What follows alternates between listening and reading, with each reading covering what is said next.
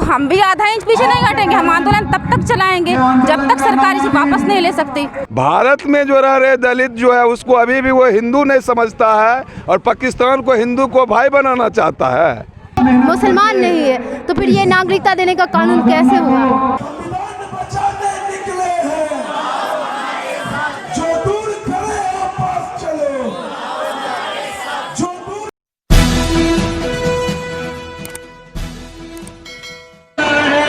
पटना से चलकर आए हैं और काफ़ी दूर 150 किलोमीटर दूर बेगूसराय की धरती पर है। यहाँ पर भी लखमीनिया एक गाँव है जहाँ पर विरोध प्रदर्शन हो रहा है। CAA NPR NRC के खिलाफ लोग विरोध दर्ज करा रहे हैं। आइए मेरे साथ एक महिला है, उनसे बात करते हैं। आप हम ये कहना चाहेंगे जो हमें घर से बेनकाब करके रोड पे ले आया है वैसी सरकार को हम बेनकाब करके छोड़ेंगे। और हम सभी औरतें ठान लिए हैं कि जब तक वो अपना फरमान वापस नहीं लेंगे तब तक हम लड़ते रहेंगे। इसके लिए हमें आखिरी दम तक लड़ना पड़ेगा। हम लड़ेंगे और तब तक हम अपने घर वापस नहीं जाऊंगी जब तक कि वो अपना फरमान वापस नहीं ले लेगा। और आपको क्या लगता है सरकार वापस लेगी? सरकार को वापस, अगर हमको ऐसा लगता कि सरकार वापस नहीं लेगी तो हमें रोड पे आना ही नहीं पड़ता।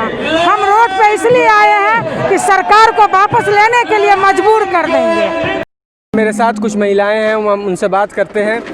ये लखमीनिया एक बाज़ार है, गांव है, ज़िला भी नहीं है। क्या आपको लगता है कि सरकार तक आपकी बात पहुंच रही है? जी बिल्कुल पहुंचेगी। जो आप यहाँ से उठा वो सारे जहाँ पे बरसेगा बिल्कुल उठेगी, दिल्ली तक जाएगी आवाज़। नीतीश कुमार कह रहे हैं कि NRC लागू नहीं होगा, उसके बावजूद आप लोग विरोध कर रही हैं।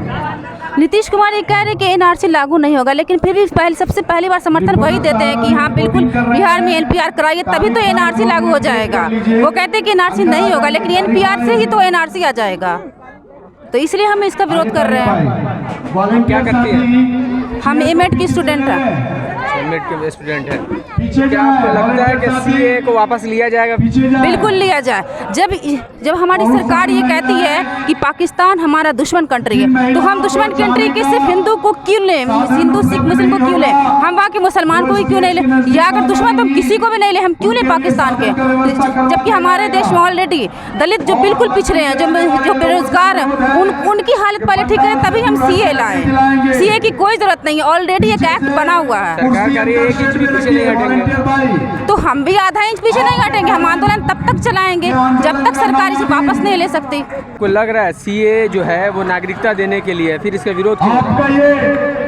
असल ये नागरिकता देने के नाम पर सिर्फ एक फालूदा है, एक झूठ है जो कि ये बोल रहा है कि हम नागरिकता देंगे बल्कि लेंगे नहीं। तो अगर ये कह रहे हैं तो फिर क्यों मुसलमानों को इसमें अलग किया गया, क्यों उन्हें शामिल नहीं किया गया? जबकि वो हर एक मुस्लिम, पादरी, जैन, बौद्ध, इसी सब का नाम लिए लेकिन उसमें मुसलमान नहीं है, तो फिर ये नागरिकता देने का कानून कैसे हुआ? अब हमें ये बताइए।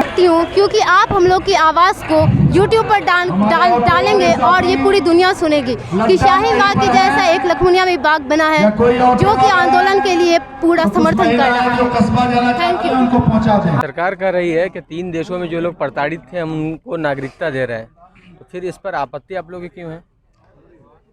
मैं बताना चाहता हूं सरकार को, वो 3 देश बांग्लादेश, पाकिस्तान, अफगानिस्तान में वहाँ के जो दलितों प्रताड़ित हो रहे हैं मुसलमानों के द्वारा, ऐसा जो ये दुष्प्रचार करता है यहाँ भारत की सरकार, ये जो संघीय सरकार ऐसा कह के नफरत फैलाता है भारत में, तो उसको भारत के जो दलित जो है प्रताड़ित हो रहा है उसको दिखाई नहीं देता है। भारत में जो रह रहे दलित जो है उसको अभी भी वो हिंदू नहीं समझता है और पाकिस्तान को हिंदू को भाई बनाना चाहता है। अभी भी जो है हम दलितों को घोड़ी पे जब हम लोग चढ़ते हैं उस सवर्णों को लगता है कि हम उसके छौरी पे चढ़ गए हैं। वो हमें जो है शरीर का जो है खरली उधेड़ लेता है, हम मोच रखते हैं तो मोच में मुड़वा देता है।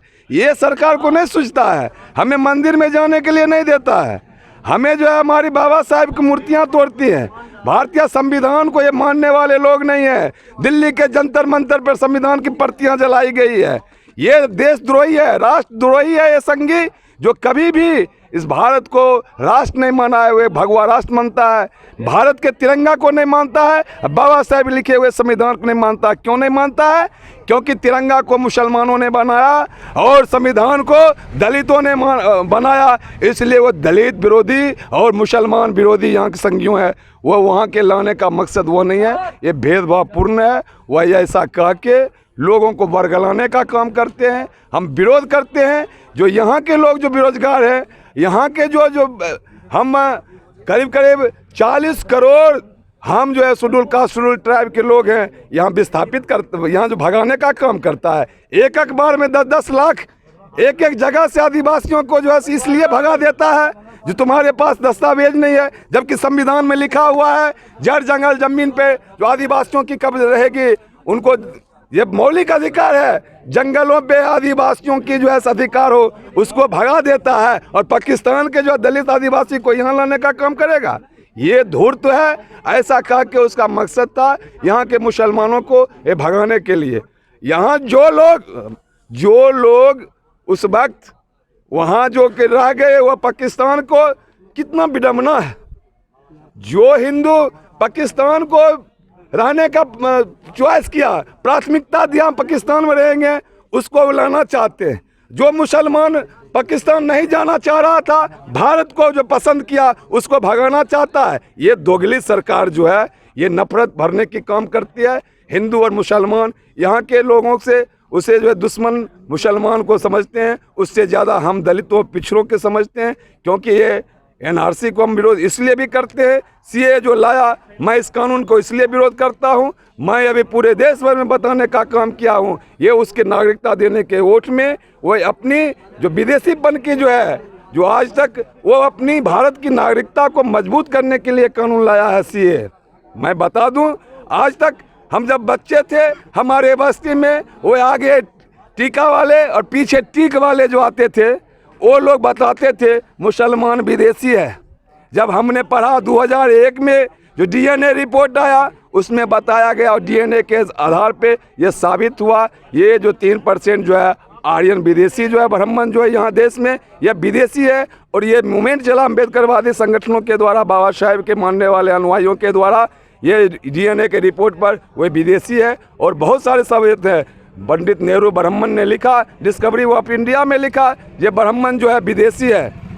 उसमें लिखा राहुल संकीर्तन ब्राह्मण, उन्होंने बोलगा से गंगा तक नदी में एक किताब लिखे, बोलगा से गंगा तक में उसने लिखा इस देश के जो है सवर्ण जो 15% वो लोग विदेशी है। ये यहाँ एक मूवमेंट चला मूल निवासी वर्सेस विदेशी, वो जो है उस अपनी मूल निवासी साबित करने के लिए, अपनी विदेशीपन की पहचान मिटाने के लिए सीएए लाया। और वो कहते हैं कि हम पाकिस्तान के लोगों को नागरिकता देंगे। वो अपनी नागरिकता यहाँ के लाने के लिए और यहाँ के मूल निवासियों को भगाने के लिए ये काम कर रहा है।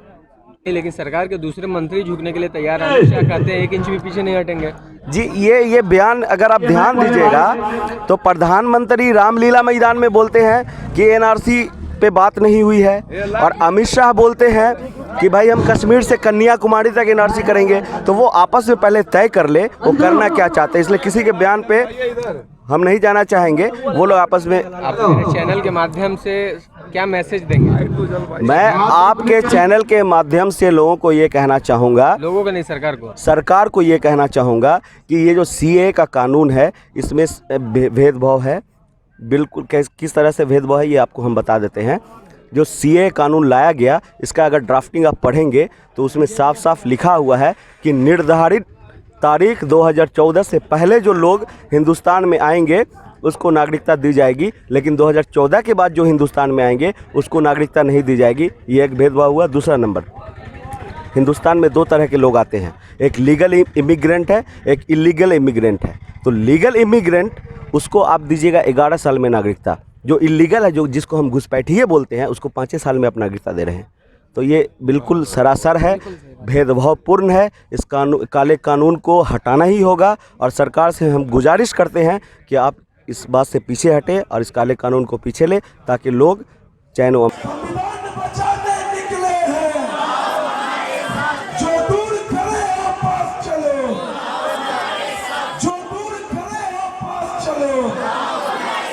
हाथों में लेकर हाथ चलो।